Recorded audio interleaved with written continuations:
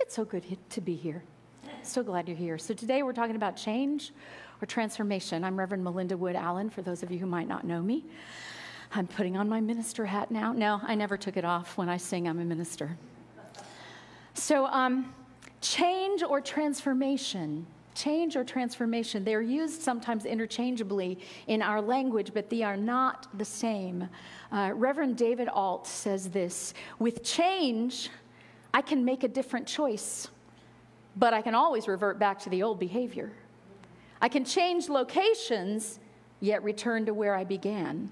I can change my mind about a person, and I can also revert back to thinking about them as I had before. Change allows for reversals. Transformation does not.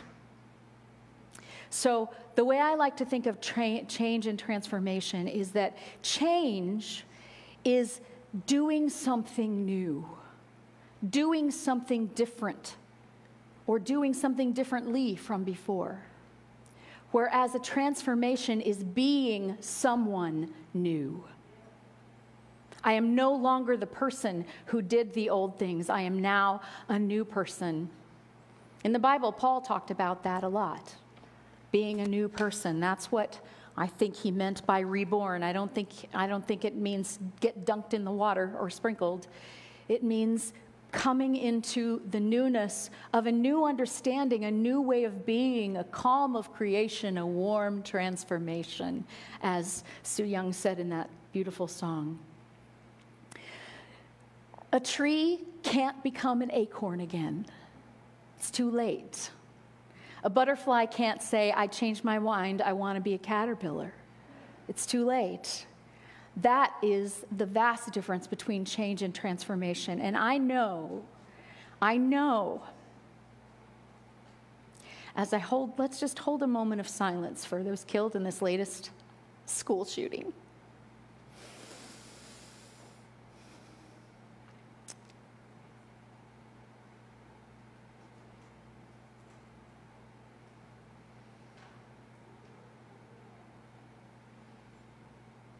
We hold them in love. We hold their families in love. We hold the perpetrator and his family in love.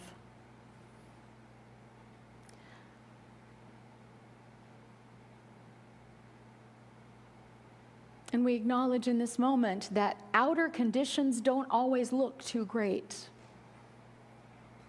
And when we try to change outer conditions through outer ways, they can always revert back to the way before, and they do.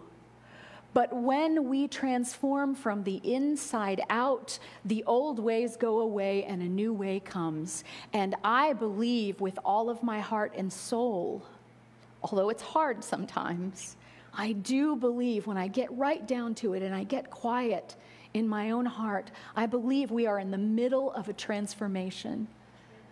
We are feeling the growing pains of that, but there is too much that has been let out of the box. It cannot be put back in. Too many people have transformed their thinking, and a law is not going to change their transformation. But eventually, our transformation will change laws. That's the way it works. That's the way it works.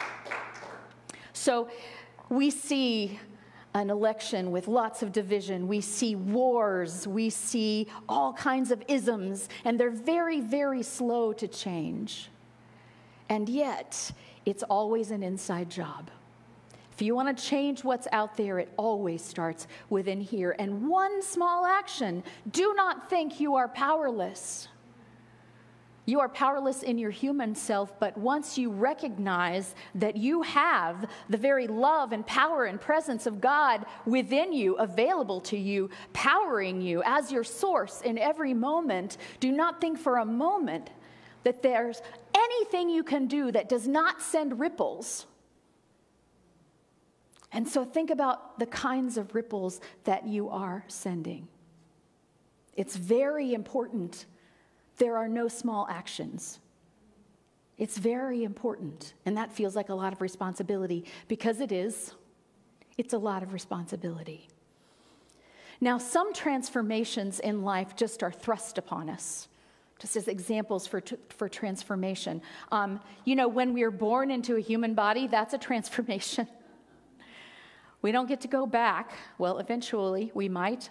I actually think we don't go back, we go forward. So that's a transformation. Becoming a parent is a transformation. Once you've had a child, ready or not, willingly or not, on purpose or not, you are a parent for the rest of your life. Now, you get to decide what kind of parent you're going to be, but you can't ever not be a parent again. It doesn't matter whether your child is gone or not. You are a parent for the rest of your life. That is a transformation that happens. Loss brings transformation. When your parents are gone, you're an orphan. It feels really weird to apply that to a 58-year-old woman. But when my mom died, I guess it's been 3 years ago now, that was a thought that was on my mind. It's like, this is it. I'm the one. I'm the one who's first in line here. There's nobody in the line ahead of me.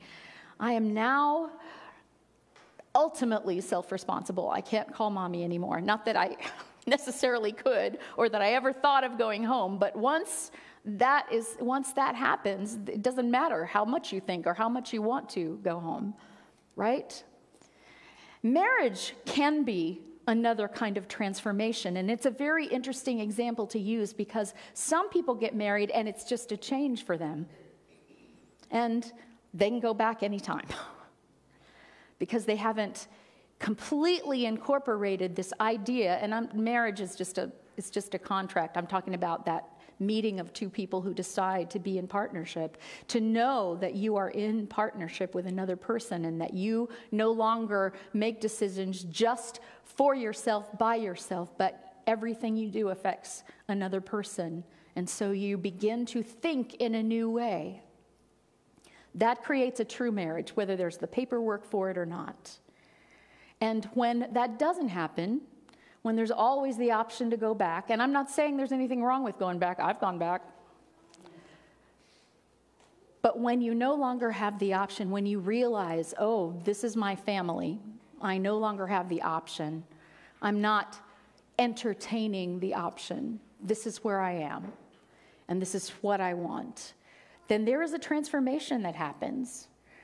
It took Bob a while. When we first got married, even though we'd been together for like 3.5 years before that, he would bring me up to introduce me to someone, and he would say, this is my and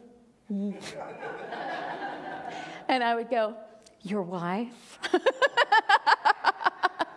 He had been single for a really long time and was very invested in telling people he was planning to remain single for the rest of his life. There was a transfer. I don't know when the transformation happened, but it happened over time. There was a change in both of us, and I think we're at the point where it's a transformation at this point. Look at your own life and see the places where you have transformed from somebody that you used to be to who you are now, and you know you just can't go back. So there are those transformations that are thrust upon us, and then there are those transformations that we choose. The ones that we choose require our attention, require our intention, and require our action, right? Just signing your name on the dotted line doesn't make you that. But your intention, your attention, your awareness, and your action makes it happen, and you have to live into your transformation. A butterfly doesn't go, I'm a caterpillar, I'm a butterfly. There's a process that happens. There's a process that happens. There's a process that happens before an acorn becomes an oak tree. It has to break open. It has to be nurtured in soil. It has to root itself. It has to take in nourishment and water. And then it will begin to grow into a tree. And a tiny little sapling can be yanked out of the ground fairly easily. But after a while, the mighty oak tree is awfully hard to knock down. So that's what we're talking about when we talk about transformation. And either way, we have to live into it. If you have lost somebody significant in your life, a spouse, a parent, a best friend,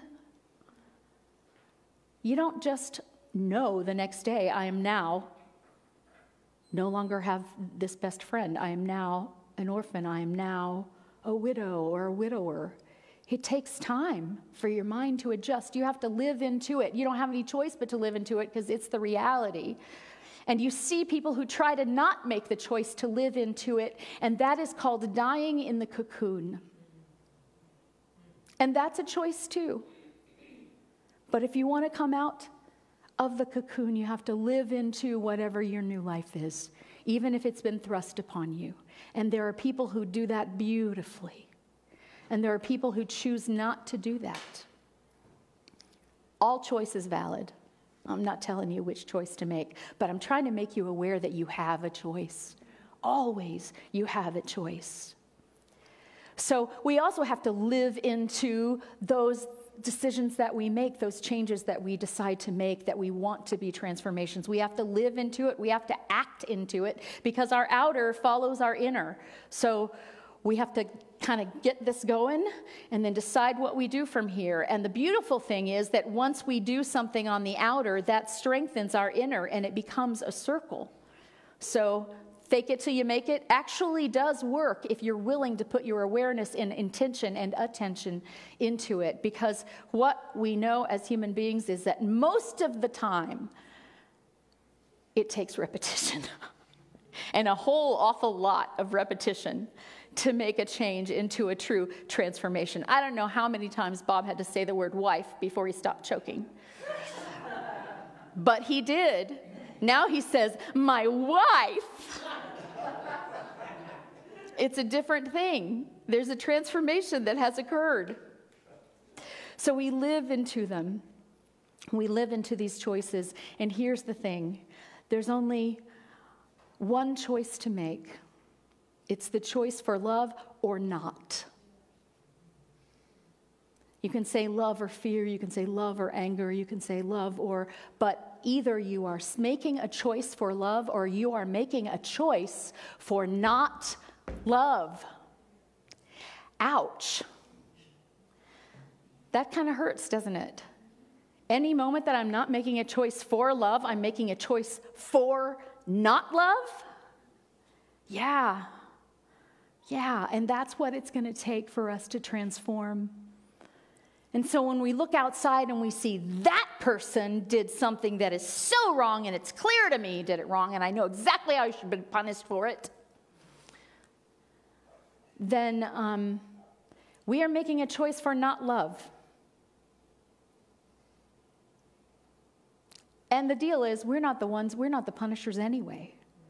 We don't have to have an opinion about those things. We can send our hearts and our love to all of those who are in pain, regardless of the reason for their pain. And I can guarantee you that nobody ever took a gun and shot somebody else because they woke up that morning and went, I feel so loved. I feel so good inside. I'm going to go shoot me some people. It does not happen. All negative activities, attitudes, and words come from a deep well of pain. And there's nobody in here who has not felt into that deep well of collective pain that we share. And so we should all be able to draw on our compassion. I'm not saying it's easy. But I'm saying with repetition, you can change it. You can change it choice by choice by choice. And I believe, as Charles Fillmore said, that eventually, with enough repetition, that choice becomes a transformation. When I was 12, I grew up in the Church of Christ, y'all know, frozen chosen. I'm already going to hell for just playing the guitar. Even if I wasn't standing up in front of the church as a woman, speaking, all that stuff. Hell. But when I was 12, I was very deeply into that religion, and I had a walk with Jesus like this. I loved Jesus. And one day, I don't know what it was, a combination of events, the age that I was, the growing of my thinking. One day I woke up and went, oh, if I'm going to be a follower of Jesus, No one's going to do that for me. I have to decide. And what that meant for me in that particular religious organization was to decide to go get dunked, which I did. And it was a transformative experience. Now, I no longer believe you have to get dunked. I no longer believe you have to walk with Jesus, although he's a great guy. Nothing against him, just the people who took his name and ran with it. I no longer believe that, and yet there was a transformation that took place. At 12 years old, I went, I can't wait on other people to do the right thing. It is mine. It is mine to do. And I've never really gone back. Now, sometimes when we transform, when we begin to change and when we transform, there's backlash, right? You decide, I'm no longer drinking, and your old drinking buddies want you to drink. You wouldn't think they would, but they'll put one in your hand and say, come on, one won't hurt. Join the party. You're being boring. When you say, I don't eat sugar anymore, someone's going to say, but it's only one cupcake. It happens. Are their intentions foul? Probably not. Not in their awareness anyway. But there's a backlash, and we have to be aware of that. There are people who will sabotage us from their well of pain. From their well of pain. Not because they're bad, but because they're in pain. And there is global backlash to transformation. I've said this before, and I'll say it again. As hard as this world feels to live in right now, when I was a little girl, when I was walking with Jesus, it never occurred to me that I would ever meet a gay person, because there were only a few of them, and they lived in San Francisco, and you could clearly see them by the boas around their necks. And I will tell you, as a young teenager, I made a comment to one particular person out of my complete ignorance, which still can bring shame to my heart, except I know he forgave me a long time ago, and finally I forgave myself. But I said something like that. I said, he said he was from San Francisco, and I said, isn't that where all the fruits and flakes live? That's because my dad said San Francisco is where all the fruits and flakes live. Later, this is a man that I met in theater that I was playing opposite, and later, we became really good friends, and my heart was broken that I had said something so ignorant, so stupid. It didn't come from malintent. It came from ignorance. And I won't say from my own well of pain, but it definitely came from my dad's well of pain that he handed to me, right? So we do these things, but we can fix it. So from there to, hello, yeah, from it being, even as I grew up in theater was such a safer place for people to be diverse. There was a lot more room. The hearts were a little more broken open. Everybody had their wounds, and they were willing to show them in their creativity, and so it made a safe place. But I've gone from it being a safe place, my little theatrical community and my beloved gay and transgender friends, to I go to Fort Worth, Texas, to the, Steak and Shake, and I see lesbian couples holding hands, gay couples sitting in there enjoying their hamburgers, mixed race couples and their children running around the room, and old white ladies and old white men going, what a precious baby. Did this happen when I was a kid? Not very much. And yet I haven't lived that long. I mean, in dog years, yeah. But the transformation that has happened in our society in this period of time is phenomenal. I don't think it's ever happened in the history of the world before, that women are standing up and saying, no, I will no longer be chattel. I will no longer think that way. I will no longer stand by and be quiet while you think that way. We are opening our arms, and yes, we're getting a global backlash. from that well of collective pain. Just like the pain of someone who says, take a drink with me because I don't know how I could live without a drink. And if you don't do it with me, I might not be okay. Think about that pain. That's what the world is saying, y'all. That's what it's saying. I don't know how to do this new thing. I know how to do the old thing. And if I do a new thing, how will it will rob something from me. As I very snarkily said to a white blue-collar guy in a CE class that I was in, oh, did somebody try to take a star out of your crown? He was not happy with me. But that was not my best day, let's just say. I'm not proud of that. I'm not proud of that. That was from my well of pain that I tried to put back on him. And we do that, y'all. It's not that we're bad when we do it. It's that we do it because we're human. And can we make some space for other people to do it? Not to stand by and allow them to harm other people, no. Not to sit by and not do what we can, but to understand.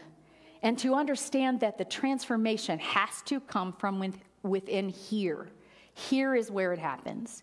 Here is where it happens. And let me tell you, in my dad's lifetime, he ended up with lots of gay friends. He underwent a transformation. I don't know how it happened or what it was, but it was a transformation, I tell you, from the way I grew up to the way he lived the last 20 years of his life. Transformation works, and it gets passed on just like pain gets passed on. Can you take that in for a minute? Any moment that you choose love, you are not just choosing love for you, you are choosing love for the world, and you have no idea how many ripples that will have. And so, choose love. Choose love. Or die in the cocoon. Or die in the cocoon. Those are really our choices. So the last thing I would say is, yes, be aware of the backlash, but don't fight against the backlash. Understand it's coming from pain. And then be open and honest. Open and honest with your transformation, with your efforts toward change that you want to be transformation, just as we say in our vision and mission statements here, that the world is transformed because it awakens to the one love that it is. And that we are here to support personal transformation so that that global transformation can happen. These words were carefully chosen, y'all. This is who we are. This is what we are endeavoring to do here. So we have to be honest and beware and keep ourselves honest. We don't have to be honest about everybody else. We need to be honest about ourselves and beware of titles, because it's easy to take on a title and then feel like, oh, I'm a minister now. I got to act like a minister. And I might not always be feeling ministerly. But I don't want to start acting in a false way because I've told you I'm a minister and you have expectations about what that looks like. It's a tricky thing to do. So beware of the titles that you give yourself, because it can make you hide who you are. And we don't want to hide who we are. We want to every day be present to whatever change and transformation is available open-heartedly, and let the chips fall. I believe the chips are falling toward butterflies everywhere. Thank you.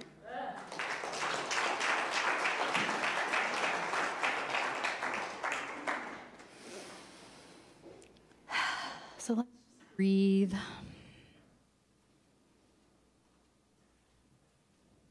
I invite you to breathe deep in your belly. Just continue to deepen the breath.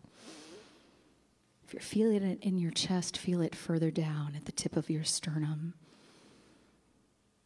Now feel it deep in your belly.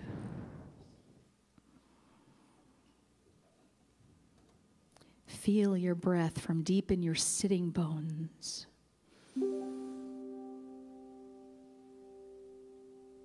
Feel as if you are actually pulling breath up through Mother Earth.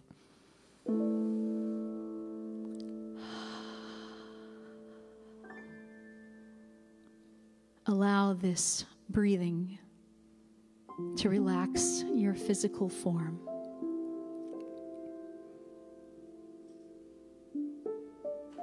Our physical forms are often on high alert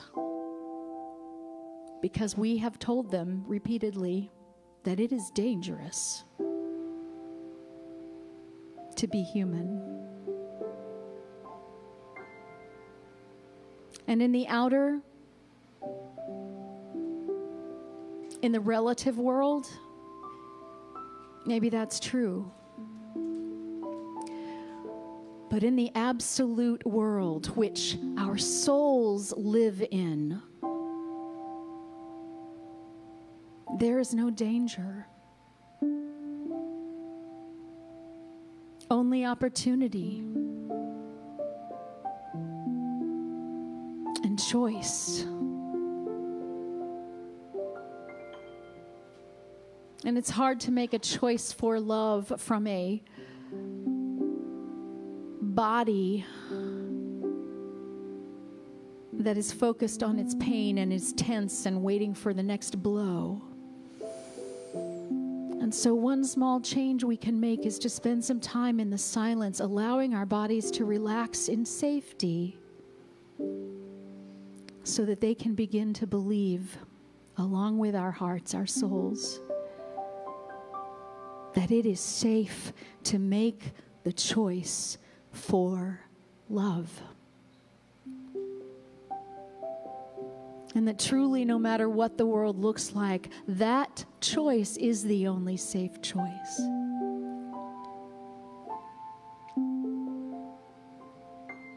That choice for love unites us with who we really are.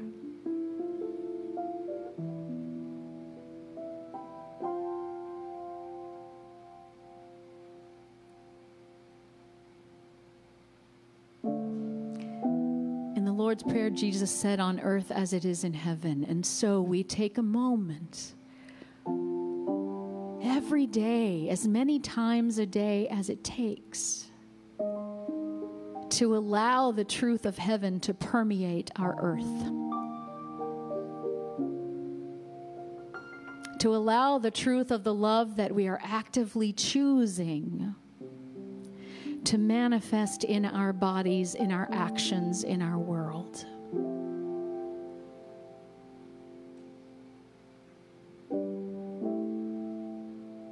And when we do this enough, we will be transformed from a being that feels endangered into a being that feels and knows its own freedom.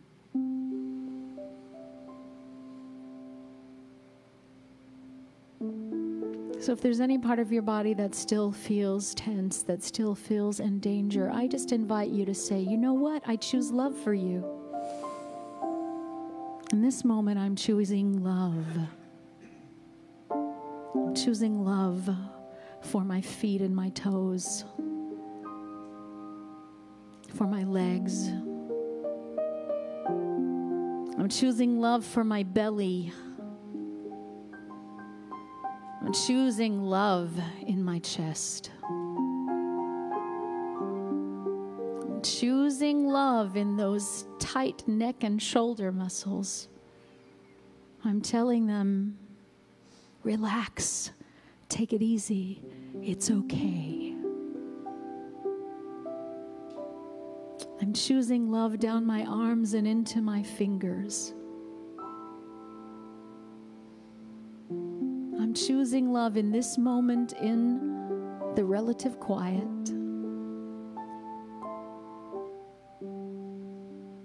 And if I can choose love in this space, I have taught myself how to choose love. And I can do it again and again and again. And when I forget, I can remember.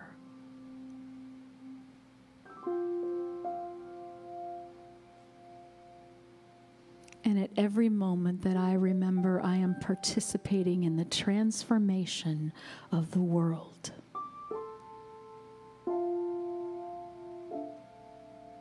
And so I breathe into that amazing, sublime, beautiful truth.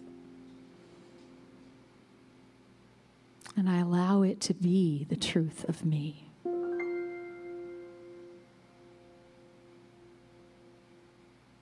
And so it is, and so it shall be.